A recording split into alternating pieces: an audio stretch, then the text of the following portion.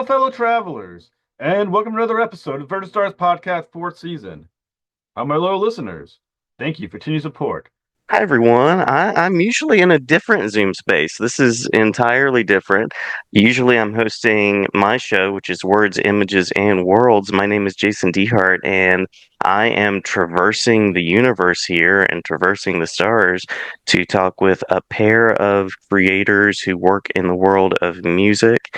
And I've been jamming to their soundtracks in my car recently as well.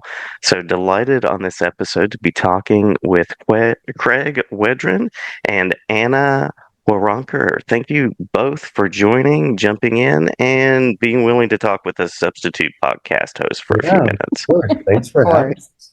You already Absolutely. have a beautiful way with words. It's very nice. We try, absolutely. Well, of course, I know you for Yellowjackets, which is a range of emotions set to music, and I'm a person who appreciates music, but like fine wine, painting, I don't really understand the composition, the intricacies as you do. So I'm really curious to hear about some of those elements of your work. But I believe our first question is sort of an origins. What inspired your love of music, your influences, sort of in that direction? Would either of you like to lead us off in that direction? I mean, I want to hear Anna's answer to this. I grew up around music, and so it was always a part of my understanding of life. I mean, there were radios and records and things like that, but then my dad is still a music producer, and so I got a little inside track to see what that was like. And my brother started playing drums before I was born. We're only a couple of years apart. So I've always been around something. I myself didn't think that I was much of my own musician until about 19. I knew I could sing a little and play a little piano, but I didn't know that that would become my whole life. And I think that the marriage really happened when I had the first feeling of, oh, this is what you do with these feelings. And it was Hmm. like a little short story I would put on the shelf every time I'd write a song. And it was so cathartic and also fun. And then as it grew into a career, it was being able to kind of pay it forward to people has been really special.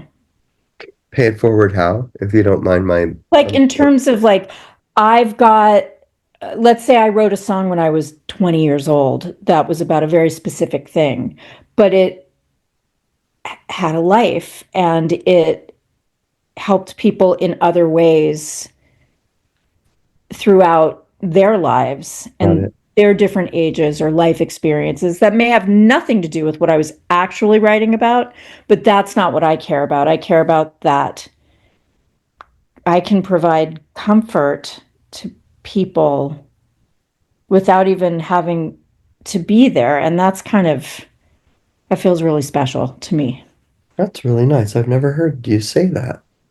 Top that, Craig. That's Well, right. That's right. my mom had Elton John records and Jim Croce records and the soundtrack to Pippin. There That's you cool, There it man. is. go. I come from a family of music lovers, not really musicians. There are a couple cousins, great aunts and uncles sort of removed who maybe were musicians, but my mom was a big radio sing-alonger and had a really nice voice, and my dad and my grandfather loved opera. My dad was a swing and early rock and roll guy.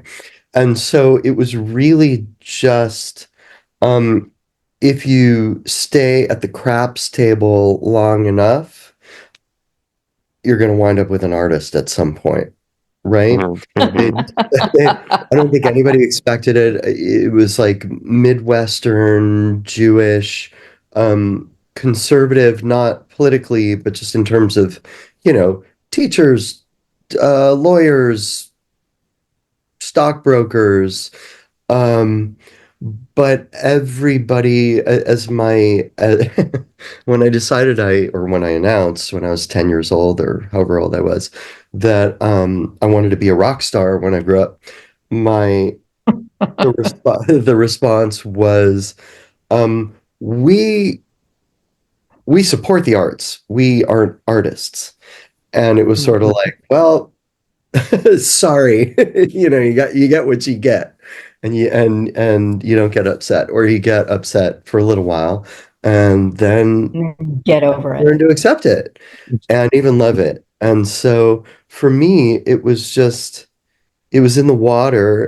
In my case, the Lake Erie water, Cleveland, particularly in the 70s and 80s. Well, more like the 50s through the 70s was such an intense music town. And my family were such music lovers that we all just grew up singing along to the radio and sharing music with one another. Um, it took me until, again, it was sort of Free to Be You and Me, Oh, Elton big time. John's greatest hits, Kiss. And when Kiss hit, was really when I started to make the connection that even though they looked like, to me, when I was 8 or whatever, they were superheroes and monsters and all, and heavy, catchy music, all the things I was obsessed with. I never put two and two together until around then, like Kiss and maybe Bee Gees or something, that these were just people making music. And I'm a person and I love the music that these people making music are making. And then I decided it was something I was going to do. And I think once sort of like punk and new wave got into the mix, and it really became um, everybody in for amateur hour. Anybody can do it. Mm-hmm. Breaking down the walls, breaking down the fourth wall. You don't need to be um, technical about it. You just need to be a creator, really. Then it was all over for my family and all begun for me. That was the only way I was going to get in, was through the punk rock Yeah, mentality. exactly. So Yeah. so that's sort of those are our origin stories. Sounds like the Ramones are in there somewhere, perhaps, or something like that. Yeah. It was like Clash, Ramones, Sex Pistols. They gave to us what, I don't know, probably the New York Dolls or the Velvet Underground or Iggy gave to them, which was, oh, wait a minute. You just got to get out there and swing it. Yeah. Yeah. There weren't a lot of female examples Definitely were not. that. No. And so that was interesting because I appreciated so much of that music as well, but didn't quite get the example until the very mid 80s to late 80s when the Pixies happened, and all of a sudden I heard Kim Deal's voice and was like, what Mm-hmm. What is that? You didn't get like Patty or Debbie or Susie or Debbie? But for what really spoke to me and made me go, I could do that. Mm-hmm. I mean, yes, of course. I mean, I loved all kinds of music. I loved all tons of different styles, but it was it was that really kind of pulled me out of what I thought you had to be a musician. Because I was especially growing up in the 70s with the music your dad was producing, it was very pro level, male dominated industry. The technical expertise was, it was sort of the heyday of like hi-fi. And he did work with a lot of women though, and now that you mention it, Ricci Lee Jones was one of them. And I remember having a couple of, I always knew of her as the lady that would call in the middle of the night because she would didn't really have a concept of what it was like to, maybe have children in the house. Yeah. At that time in her life, she has had that since, but when there were definitely some songs where I was like it caught me in a different way. Yeah. And like Chucky's in Love did not, but Flying Cowboys did for me. yeah, that was a good Right? one. Flying Cowboys, isn't that what that Ricky record is? Yeah, that's one of them. Yeah. The stuff I'm talking about is earlier. Yeah. So But there were there some was songs that were just like, Magazine, whoa. like Magazine was a big one. Oh man. Hmm. Ricky was like big for me and my friends too. There's something about her gravel and grit Yeah. that made things feel like we could do it too. And Hmm.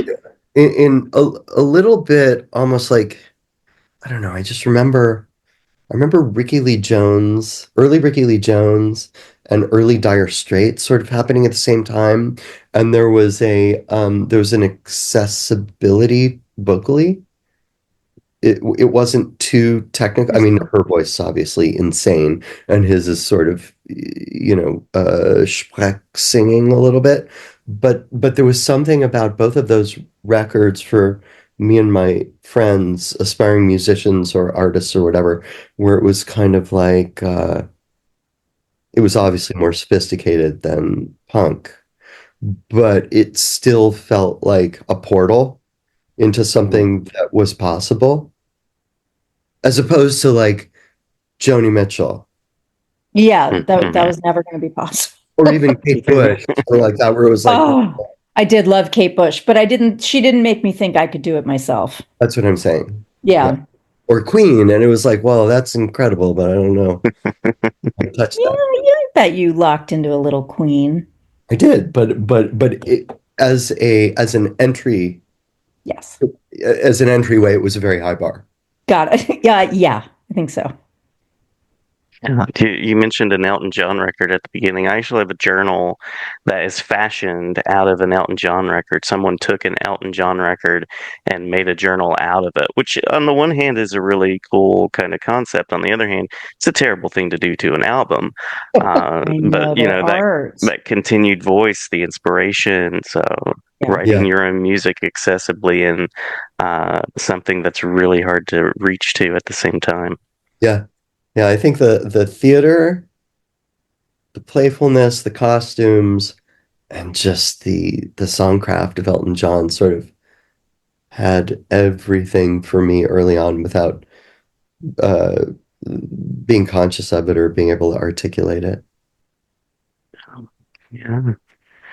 You were talking about the grittiness, and I'm just thinking about some of the variety of what I hear in the Yellowjackets score. And there are those moments that are really soft. There are those moments that are definitely not soft. Because for listeners out there that are not familiar with Yellowjackets, it's just a lovely little tale. It's just fun for the entire family. Just show it at summer camp. It's that kind of story, right? No, no.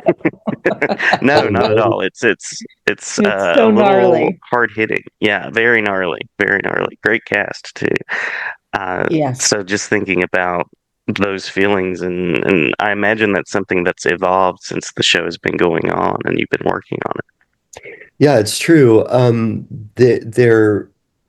the show, as it unfolds, reveals itself to us Hmm. kind of in real time. We don't do a whole lot of um, reading scripts ahead of time or getting rough cuts. We like to keep it very fresh and Yeah. spontaneous. And so I think one of the ways that we think about it is it's a sort of mansion or funhouse whose rooms continually reveal themselves to us, and inside of those rooms are different kind of musical dimensions or seasoning or flavors or themes or however you want to put it. But yeah, when we started, our friend Theodore Shapiro uh, composed the music for the pilot and used a beautiful singer and composer Caroline Shaw to do vocals for it. So there was already this female vocal element to it, and it was very, very beautiful. I mean, Teddy, based on the pilot, you couldn't have known where it was headed. Right. That's really true. Yeah, and so, but by about episode 2, it started going haywire, and so we started going haywire, and it really blew the doors wide open on what we thought the kind of sonic palette of this show could be, and it just hasn't stopped. No. Mm-hmm. It is. And I mean, we definitely have to give our show creators and executive producers credit for that, because every time we think we've gone too far, Yeah. they say, go even further. Go further, not far enough. Yeah, not far enough. As a matter of fact, just another dimension, please. Mm-hmm. And it's really, I mean, it's super fun for us because we're weirdos and we don't get to express that always at work, and in this case, it's as weird as we can go. And it keeps getting both, weirder. And we both come from fairly idiosyncratic songwriting band backgrounds. We were both in bands in the 90s that were sort of cult level, but definitely off the beaten path for like we were sort of bands, Mm-hmm. at least with my band, Yes. better to think. Like musicians and bands loved us. And our fans were very, very passionate, but it was definitely an acquired taste. Yeah. And to get to do Yellowjackets, it's like some kind of, I don't know, karmic dessert or something. It's really, Or we just needed to be in a band together and we didn't do it all those years ago. right. We wouldn't have been able to do it then. We were too way. immature and effed up. Oh no, we would have ruined it. But now we get to do it our way That's right. at home. The karma. Yeah. Yeah. Well, that has to be its own sort of compliment to be a band's band. That's sort of like a chef's favorite dish, I would imagine. I mean, that speaks for your talent and love of music and the forms. I mean, I didn't, come out of it saying I want to be a rock star. And if anything, I was like, I don't want to be a rock star. That seemed like a very strange life to me. Well, you grew up around rock stars. I grew up in Cleveland. So it was like, to me, it was like, here's the ticket out.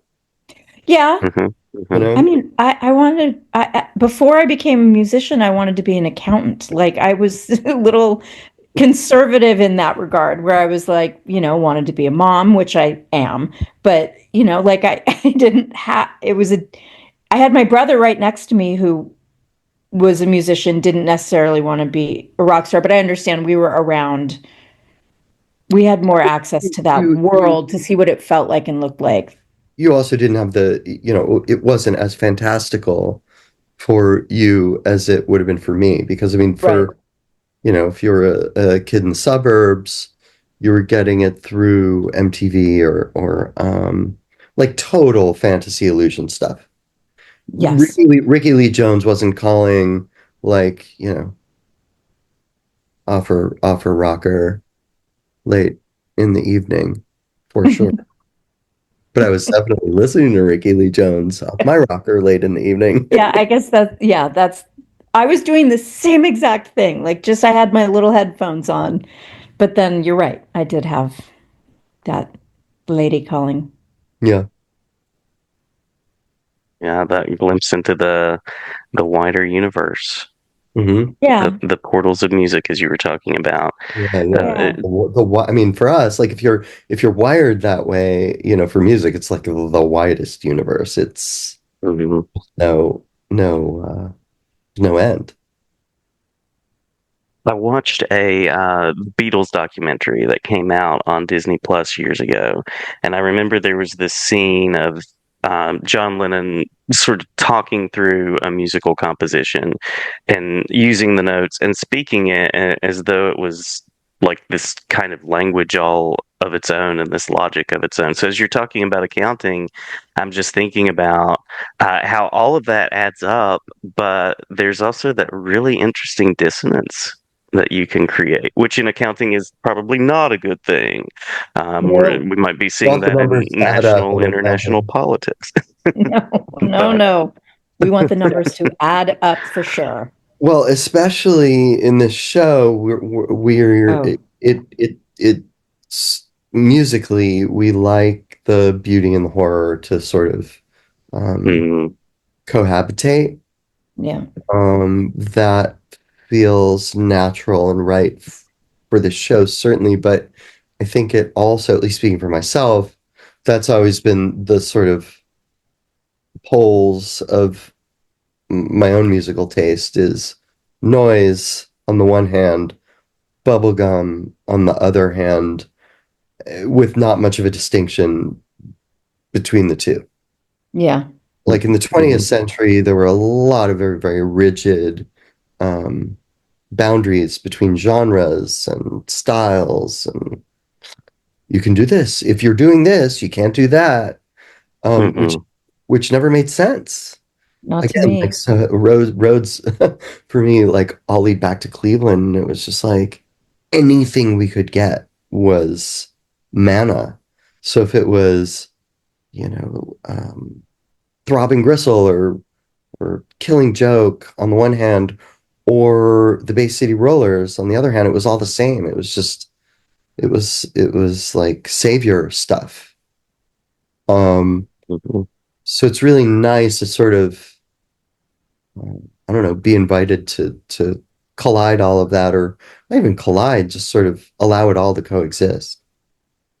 Well, yeah, Yellowjackets, there's so many different styles of music that we get to do because we're doing two different time periods. It's a giant cast, and so there's all of these emotional storylines that need support in their own way. And so we really do get to kind of push a lot of boundaries just in that part of it alone, let alone the ride that you go on each season or episode, depending on how you look at it, and the crazy turns that it all takes. And where we have to push the boundaries within those scenes and worlds. Well, This season has been off the charts with the cave and the insanity that ensues in there, and that pushed us into a whole bunch of other genres that we never brought in, where we could kind of make nods to psychedelic scores and horror scores, and it's definitely fun. yeah, and the show does the same thing. I mean, Yeah. it's a gumbo of so many different genres and styles, and without ever quite seeming like a pastiche or collage, it feels quite natural, and it makes perfect sense under the lunatic circumstances, and so it really gives us cover to um, run in whatever direction we see fit, or the producers see Yeah. fit. Lunatic Circumstances would be a great name for a garage band if anybody out there shopping around for one. Our trio, it's our trio. I'm wondering, speaking of balance, speaking of colliding, how the two of you balance each other out in your work We and just what the collide. process is like. Yeah, just We just put on football helmets every day, go into the studio. nice. Each other. I love it. Yeah, Scrimmage. exactly. Scrimmage. It's a pretty, I think it's a really, it's one of the absolute best collaborations I've been in, I Agreed. feel like. Um, I can walk in to something he's been working on and maybe losing objectivity, and he completely trusts my instincts, and I can totally hear what needs to happen. There's a shorthand that we've developed pretty quickly, I think, that is that helps move things along. I think too, having had functional and dysfunctional band experiences in our 20s, teens and 20s probably, and evolved from that. We had a lot of we learned a lot of lessons, each of us in our own quadrants. And so I think there's a preciousness isn't the right word. There's a like in a good marriage, right? You're working on this third thing, which is the relationship, the creative relationship, the collaboration. And so I think that we're both certainly opinionated and need to feel comfortable expressing ourselves with each other. There's also a sort of respect for, something that's precious. Mm-hmm. Because as is often the case in your 20s or your teens in a band, there can be like a lot of shattering and damage and wreckage that takes time to correct or heal or, I don't know, transcend. And so by the time Anna and I started working together, I think we had kind of each had our own list of what we did and did not want to repeat Oh yeah. in a collaboration, in a creative collaboration, having made some of those mistakes in the past. So it's very I don't know, loving, considerate. Oh yeah. I think so. And fun And fun. Yeah. and gnarly Yeah, also. and The gnarly. show. It's Like still the show. It never change. I mean, it's always changing. It's always being challenged. Um, I mean, this show it runs on a different engine than other shows that I've worked on, Craig's worked on, or projects in general. I mean, this is a whole train yeah. that's, Mhm. on the loose. There's And there are so many factors playing into the entire score. yeah. And it's just, I mean, I just don't think that either we just have to, we're one brain at one point. Yeah. Two hemispheres. There's something very rock and roll about the show, and not stylistically, but just energetically. So it's Mhm. really fun to take like the sort of look. I'm going to quote Huey Lewis, "The heart of rock and roll," and There it is. I mean that is in Cleveland, and sort of apply it to something that at times can be like high art. So stylistically it doesn't usually um sound or look or feel like other things, but energetically we're really throwing like a lot of paint around the room. Oh, It's romper room up in the studio. yeah, every day is like a huge, like throwing a rager. Yeah, it's Mhm. Because like you got to prepare for the rager, and then you're at the rager, and there's so much going on, and then you got to like kick everybody out, and then you got to clean up. I know it's It's like hard a because there's whole thing. there's I'm not still time. doing cleanup, and we wrapped a month ago. I know there's really not time to clean up or get over the hangover before the next rager. No, you just got to All the hair the season dog is in. happening, and so it gets really crunchy, and we feel very um, what's the word? I don't know. It can get um, exhausting. Wonderful, like that sort of afterglow, exhausting, but it's Yeah. you just have to keep writing through. It's like we're joining a frat every season. Yeah, yeah. It's really fun.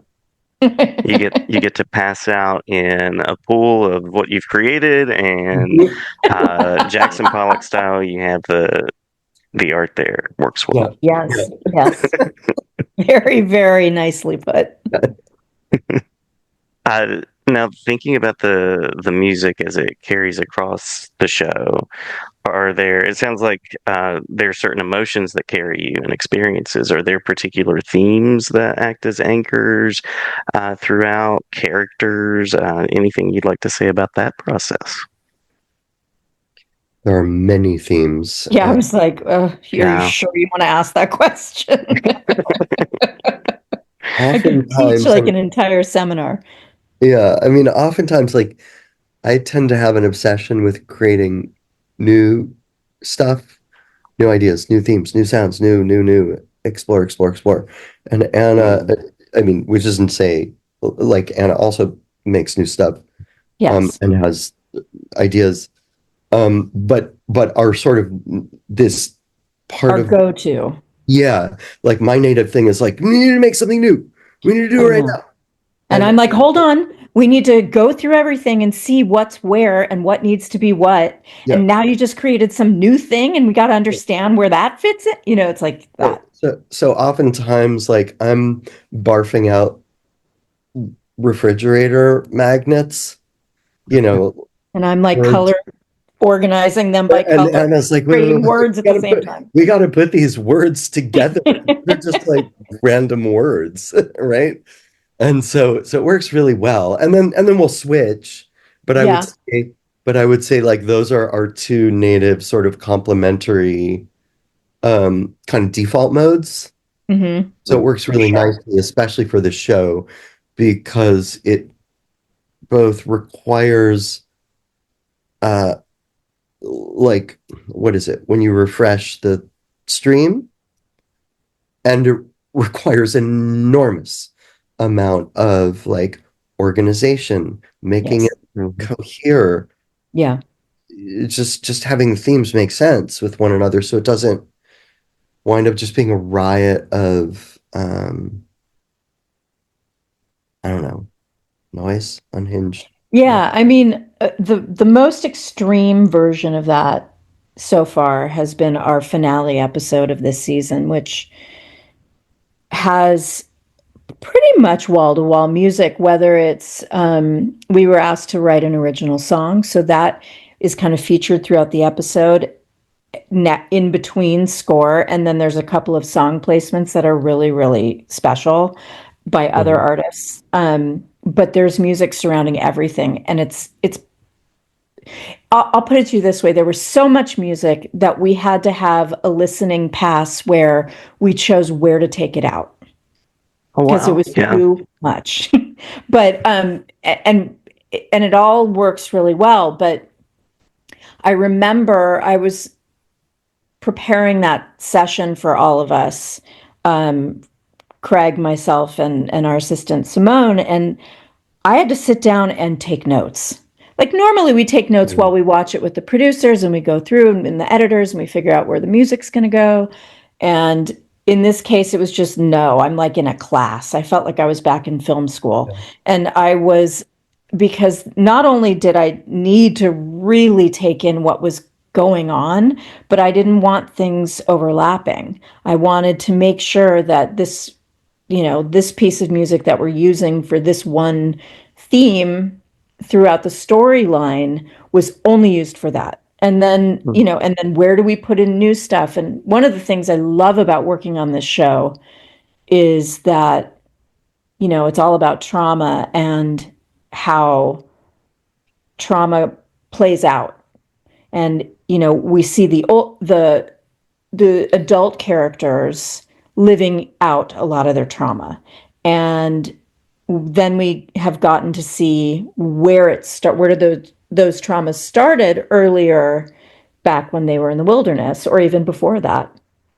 And it's so cool to take these different themes that might just be for one character in the wilderness, but then her adult character in now times, we start to weave those in. So it takes a lot of organizing and cataloging.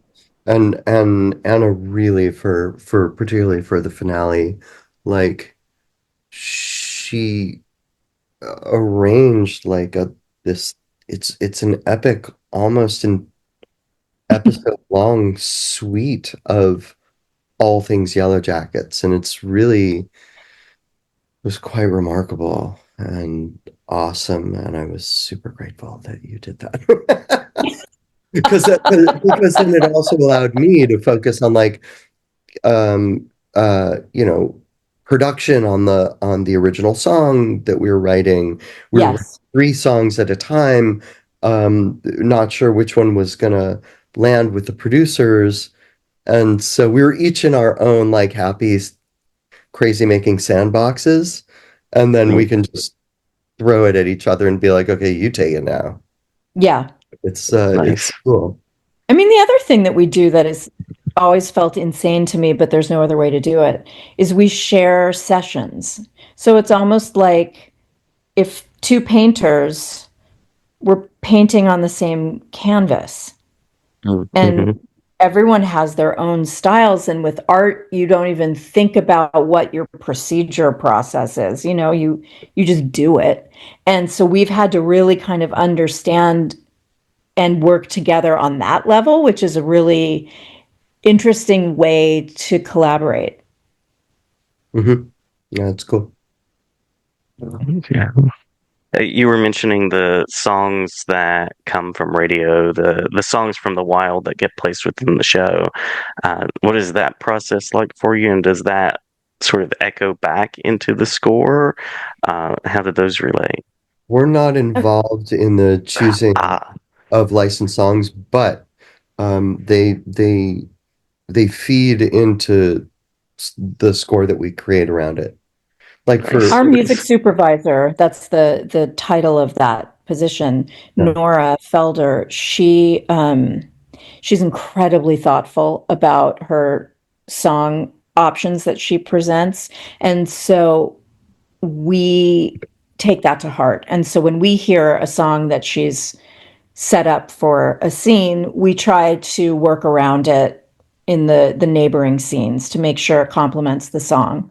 And then, for instance, for the song "Sleepwalking" that Anne and I wrote for the finale, which plays throughout the episode, um, there was a song. Well, it was actually fascinating. So, Marianne Faithfull's ghost was kind of haunting the final episode. Marianne Faithfull died. We were writing "Sleepwalking."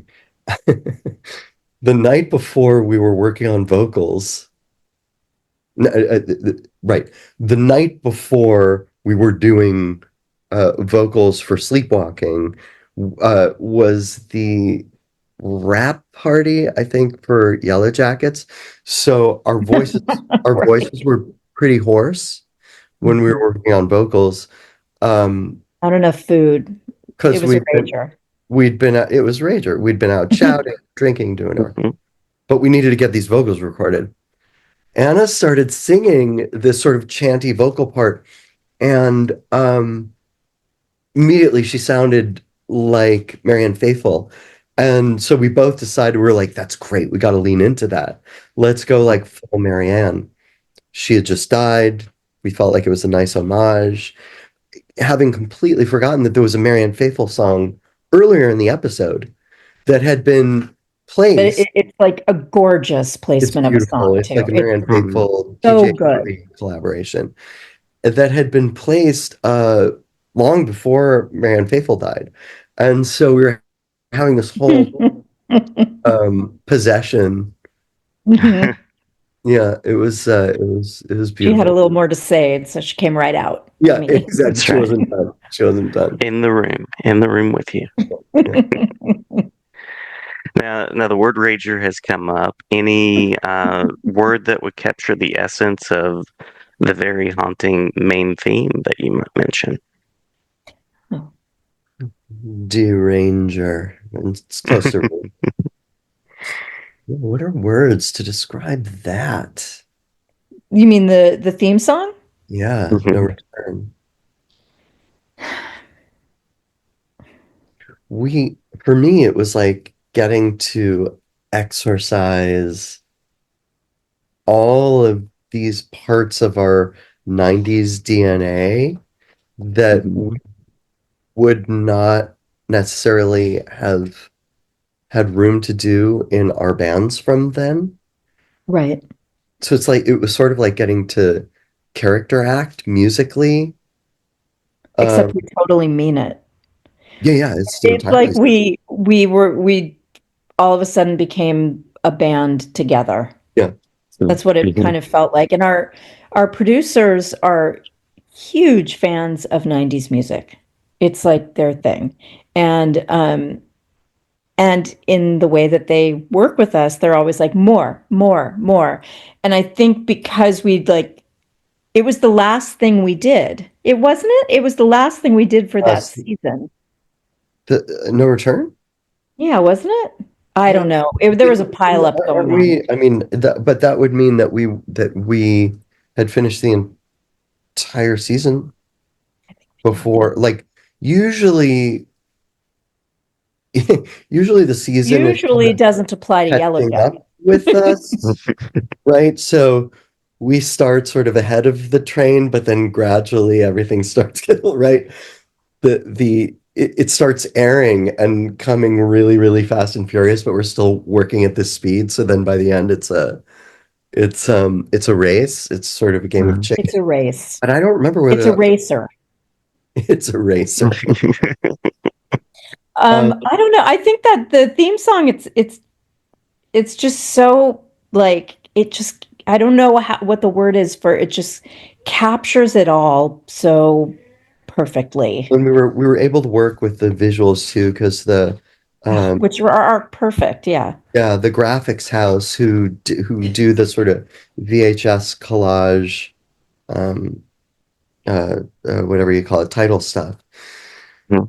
They were working on different versions of it, and they were sort of in the world of what it ultimately became, and we were able to kind of play off of each other, which was great. Yeah, they were It's speaking our language. Yeah, it's always so fun. And then there was the kind of third leg on the table, which was the producers, Jonathan, Ashley, and Bart. And Karen actually, I think, had a lot of input on that too.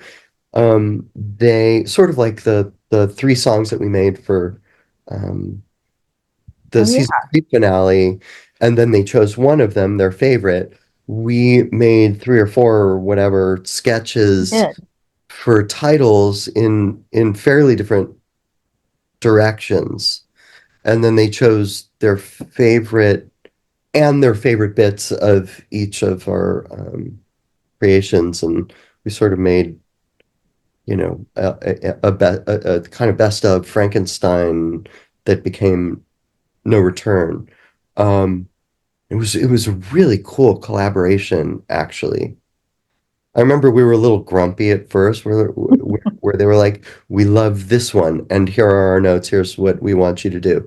Can you take, this from this one and this from this and put it in?" We were like, "Oh man, we already did it. It's that." But we were grumpy before that because, for in our as we grew up, the theme song was the ultimate of a television show. Welcome back. Yeah, I mean, and it just went away. And being, television composers and songwriters, it was depressing for us because it was like, you're going to get to do the theme song. It's 4 seconds long. And it was like, For a while. wah, For a while, that's what it was. It would still be exciting, but it wasn't like the dream when we were little. Yeah, and so to be invited to do like a full length theme song Well, it started out as it's going to be 20 seconds. Right. And then it's going to be 30 seconds. Maybe we want it to be a minute. And then they started to say, I think we wanted to have vocals with lyrics. And I was like, no, they don't. There's no way they do. No one does that anymore. We've been hurt before. Yes, exactly. And Craig was just like, we got to push through. And I was like, grump, grump, grump. Okay, okay. But And then when they started giving us notes, their notes were so good. Yeah, They they were were. so spot on. And every time we applied them to the song kept getting better. And in a way, I mean, that was a real moment. Well, we'd been working together throughout the season and had had realized that they had great notes on our score. So Yeah, when it absolutely. was always worth you know, going down those chutes and up those ladders. And Mhm. and this was yet another sort of proof that these guys really know what they're doing, and this is a really They great, do. Their instincts are rare great. collaboration. Yeah. And I feel like they give us the opportunity to retrust some instincts that we had to untrust artistically in Mhm. a way. Yeah, that's right. Trying to appeal to different types of television programs, for instance, I love all different kinds of things. And so, I love to work on a sitcom, where the music cues are 2 seconds long and they might even be like funk bass. I don't know, but like I don't mind. I like that. But you've used them 100 times. And Yeah. Yes. that's what a lot of shows want. Yeah, They they want don't you want the to, music to get in the way, which it shouldn't. Absolutely should not. so Um, it took us a little while in season one for us to totally believe them when they said, no, no, no, we really want you to um, be more original, more creative, and go out on limbs. and it Uh, was Good really, invitation. yeah, yeah, exactly. very welcome. Yeah, yeah. I have one more question of what the music allows you to bring across, and then we'll talk about where people can find things if I'm not keeping you too long, if that's okay. Sounds Okay. good. All right. Well, music and time, because the show exists in these two moments. Anything that you'd like to say about conceptualizing that change in time musically and how that adds to the show? Certainly, when we started, we were making a, a pretty rigid distinction between the now and the then being the 90s, when these now traumatized, damaged, middle-aged women were teenagers. Mhm. Um, and so things that happened in the wilderness had a very different palette and a different kind of, you could feel the seams and you can hear the grit and the fingers on the strings. It was a much earthier um, palette. And the modern stuff was a little more like modern TV, Mhm. sonically, just in And terms of sound instrumentationally too. and instrumentation wise. And then as it's gone on, and particularly this season, it's all starting to smush and blur together. The more Mhm. you see um, how really they're in the same loops now as they were then, if that makes Yeah. sense. Mhm. I mean, everyone, I was just talking with one of the producers about this, how everyone that works on the show puts so much thought into the choices. And like Craig was just saying, the past and the present are, I believe you said smushing. Hmm. Uh-huh. That I mean, That's the technical That's a good term. word. yeah, Absolutely. But they we're overlap. musicians here. We can use musical terms. But the so let's say there's a moment with Christina Ricci's character in modern day where we're seeing, oh, she's getting triggered by something that happened back in the wilderness. And so we'll bring in a wilderness sound musically that we use for that character to the present Mhm. day to kind of just conjure it up for anyone who's paying attention. Also, I mean, the wardrobe does that, the set does Yeah. that, the But editing does it. I mean, in everyone. season one, we did not allow that musically. No, no, No, it was no season comment. two when the characters really started to develop, where we were getting kind of through the shock and the what the show was, and all the cliffhangers and how kind of exciting it was. It was when it started to kind of morph, and in this season it's really morphed. Mhm. But it's just, I think it's so interesting how much everyone cares, and that's not always the case, and it's certainly a goal. So it's Or, real. I or mean, I appreciate it in real time. we're working on other shows. It's not like people don't care. Like there's an enormous amount of care, but sort of Of we are course. saying what we are saying, or what Anna was saying earlier.